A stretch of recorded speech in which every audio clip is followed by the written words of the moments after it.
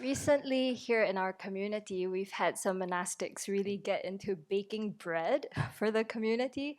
And when we noticed this was happening, Venerable Jigme, who is our novice mentor, remarked to me, "Oh, it's another phase in monastic life." Which I just thought was so funny, this idea that, getting into bread baking is a phase of monastic life. And that got me thinking about, what are some of these phases of monastic life as I understand them. So today I'm going to try and kind of delineate some of them. So I think the first phase of monastic life, which maybe some of you have already started to experience, is called, "Haven't you read my resume?" Yeah. So most of us have had careers, and maybe you have an advanced degree or professional degree, and you come to the monastery and nobody cares. Yeah. You get assigned to do things you have no idea how to do, like maybe cook for 50 people, help the cook out. I had no experience with being in the kitchen. Or you find yourself doing things that don't seem to have a purpose, like picking out weeds from between rocks. And as you're doing this, you wonder, haven't you read my resume? I am a professional architect, English teacher, whatever it is. I have like a nursing degree. Shouldn't I be matched with skills that I know how to, execute? This place is so inefficient, right?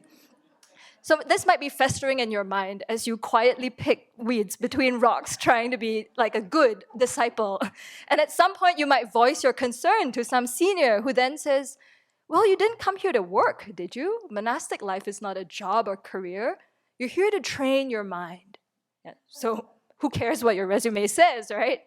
Then I think you could go in two directions. Then you look back and you say, "But I have a Dharma resume." Okay, you don't care about my worldly resume, but I have a Dharma resume. I was a lay person who led meditations. I taught Sunday school for some years as a lay person. I've been studying the Dharma for 20 something years. Have you not read my Dharma resume? I'm ahead of other people. Yeah, I should have some special class or training. No? Again, nobody cares about your Dharma resume because you can't tell from however many classes, retreats, or whatever it is you want to list about yourself what's happening with your mind, all right? So I think that's one direction the yes but can go in. Another one might be, okay, I'm here to train my mind. So what is the training? What is it? Yeah, that question often gets put forward. Where's the handbook? Where's the curriculum? Huh? You mean just show up according to the schedule? That's the training? No, this is a genuine question, and I am one of those people who asked, what is the training? And as a result, and there were other people who asked the same question, whose names I'm not going to name, and our little team made the Exploring Monastic Life handbook to try and answer this question, which you may have seen on Venerable Children's website, which you can download and read. And maybe after that, you will magically know what is the training. I don't know. Yeah, so you start questioning. You want some kind of structure, right? Where is my 4-year program that culminates in some kind of stamp of approval that tells me now you are ready to ordain, you are a qualified anagarika, now you can go forward? We don't have that in a monastery or monastic life, at least not here. Yeah, because you're here to train your mind. Okay. So you hear people tell you this again and again, right? Venerable will often say, did you come here to get your own way or did you come here to train your mind? Like, train my mind, fine. Then I think at some point you get to the next phase, which I'm going to say because most people are too polite to say it, but it's basically the next phase is, this monastery sucks. Right? And everybody here sucks. Right? You're just not going to say it, but it's inside. And actually, I think if you get to this phase, it means the structure is working. Because the structure of a monastery is meant to help you work with your attachment, right? And when attachment gets frustrated, what happens? Anger arises, okay, big time. So everything here sucks. The schedule sucks, the food sucks, whatever it is. And the amazing thing is to watch your anger just go from one object to the next. This was pointed out to me again by Venerable Jigme, my kind mentor, when I first moved here. She articulated it. She said, yep, you're going to watch your mind just find fault with every single person in the community, one after the next. And I was like, oh, how did she read my mind? You're sitting there and just like, this person, they suck. It's amazing. You first time you come here, you're like, oh, they're so amazing and inspiring. After 3 months, they don't show up on time. They pick out my faults. So you go through that. And you finally realize maybe it's not the monastery that sucks and it's not everyone that sucks, but the anger is coming from here, right, in my mind. Then, very easily, that goes into the next phase, which is, I am such a bad practitioner, right? Which loops back to, haven't you read my Dharma resume? Right? I've practiced for 20 years before coming here. I've studied philosophy at length. I was the lay leader who led meditations. How come I still have so much anger? I am such a bad practitioner. Yeah, and you get into that kind of shame spiral. And then you're stuck, right? Nobody here has read my resume. This monastery sucks. Everyone sucks. If not, I suck. And you're stuck. I will say one thing that helped me very much at that time when I was in that I'm such a bad practitioner phase was doing some little study about the paths and grounds, what the Bodhisattva path looks like, and how you have to be very far along the path before you actually have your afflictions reduced to a great degree. So when I get in that kind of shame spiral, I will ask myself, are you a Bodhisattva? Have you entered a path? So why are you so... I'm like, no, obviously not. Okay. So why are you surprised that you're angry? Like, this is normal. So the important thing is to catch it and apply antidotes. That's it. Move on. Yeah, we don't have to get stuck in this, I am such a bad practitioner. Okay, but often I think this is a very tender place, and often people leave at this time, right? Because, this place sucks, I suck, time to get out, right? But if you stick it through, then I think then there's space to progress to the phase called let's bake bread, right?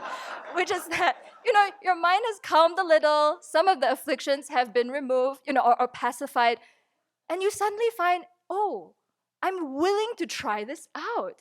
How interesting. I get to learn new things. Wow. Like baking bread, right? Or for me, it was, I'm learning WordPress. I'm building a website.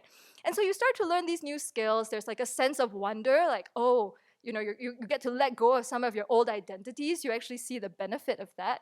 And all of us want to contribute when we live in community, right? To have a sense of place. So we learn these skills, and then we're baking bread very regularly. Or for me, it was making a website. Then I think a small danger here is that becomes like a little hook for your ego to hang its hat on. Or I might call it an ego dog treat.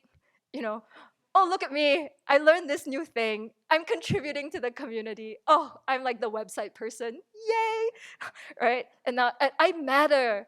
Yeah, so I think we have to be careful there. Yeah, so there's that willingness, there's the joyous effort, but if you let it run for too long, then all the old attachment habits come back. For sure, Venerable Children has had to have the conversation with me of, did you come here to ordain or to build a website?